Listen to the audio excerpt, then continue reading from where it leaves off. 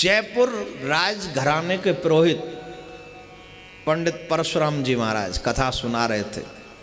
उनकी बेटी कथा सुन रही थी और उस बेटी को कथा सुनते सुनते, पिता के मुख से कथा सुनते सुनते कृष्ण से प्रेम हो गया। राजस्थान में पहले छोटे में विवाह कर देते थे, उसका विवाह भी हो चुका था लेकिन विदाई नहीं हुई थी।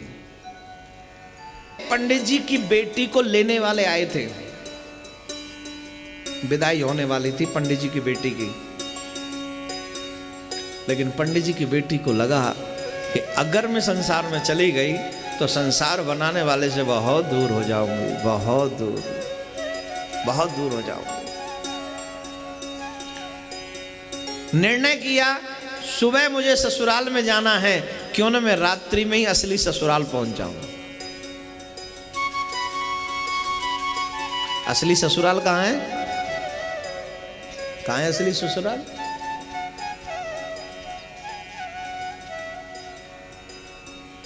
असली ससुराल ठाकुर जी के वृंदावन में है, हमारी सबकी।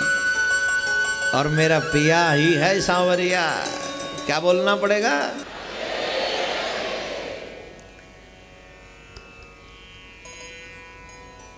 रात्रि में सोच लिया कि मैं अभी घर छोड़ के चलती हूँ, और वो घर छोड़ के चली गई। अब जिस घर में घर छोड़ के बहू चली जाए, बेटी चली जाए, उस घर का हाल। और फिर राजपुरोहित की बेटी थी, वो बड़े बड़े सिपाही भेज दिए। सबको अंदाज था गई कहाँ होगी, बोले वृंदावन की तरफ गई होगी। सारे राजपुरोहित, वो जो पुलिस जितने भी राज घराने के सिपाही थे उधर दौड़ा दिए घोड़ों पे। अब वो थोड़ी दूर ही निकली थी, लेकिन उसको लगा कि पीछे से कहीं घोड़ों की दौड़ने की आवाज आ रही है, इसका मतलब है कहीं ये राजकर्मी तो नहीं आ रहे मुझे ढूंढने। तो जानते हो वो बेटी कहाँ छुपी है? नहीं मालूम। एक ऊंट मरा हुआ पड़ा था बहुत समय पहले से, बड़ी भयंकर दुर्गंध आ रही थी, भयंकर दुर्गंध आ रही थी। उस बेटी ने कहा कि मैं इस ऊंट में छिप जाती हूँ थोड़ी। ऊंट समझ गए? उस ऊंट में छिप जाते हैं। वो छिप गई, जिसमें कीड़े मकोड़े लगे हुए हैं, उसमें वो 3 दिन तक छिपी रही। कितने दिन तक? क्यों?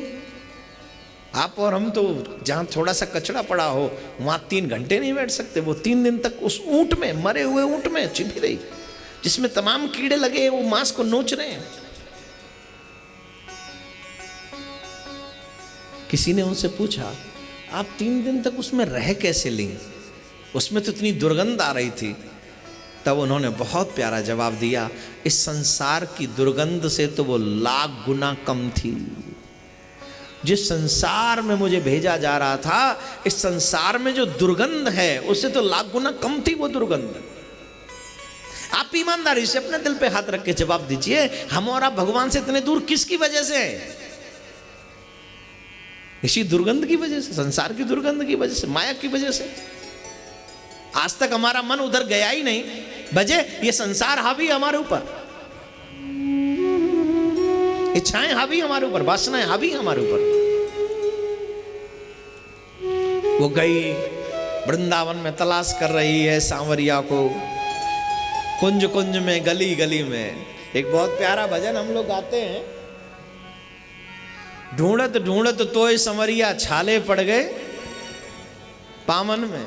कई दिन से जिसने कुछ नहीं खाया हो, वो कितने दिन तक अपने पैरों पे चल सकता है? वो जमुना के तट पर मूर्छित होकर गिर पड़ी, पानी भी नहीं पिया। जमुना जल बह रहा है लेकिन जमुना जल का एक बूंद भी स्वीकार नहीं किया। क्यों? क्योंकि जब तक श्याम न मिले तब तक जमुना जल की एक बूंद भी पान नहीं करनी।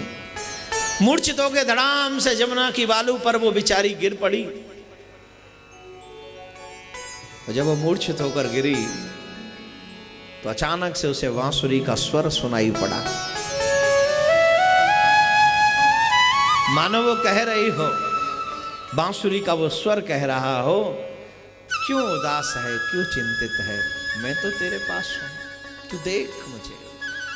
बांसुरी की वो सुंदर स्वर लहरी को सुनकर उसके कानों में जब अमृतमयी वो ध्वनि पहुंची, तुरंत खड़ी हो गई।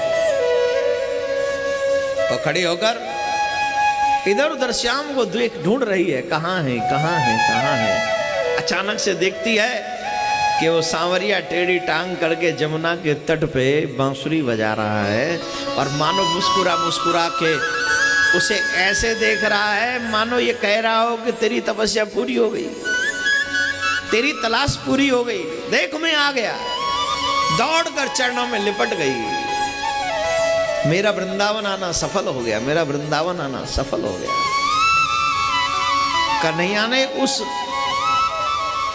भक्त को हमेशा हमेशा के लिए अपनी गोपी बना लिया और अपने धाम में स्थान दिया।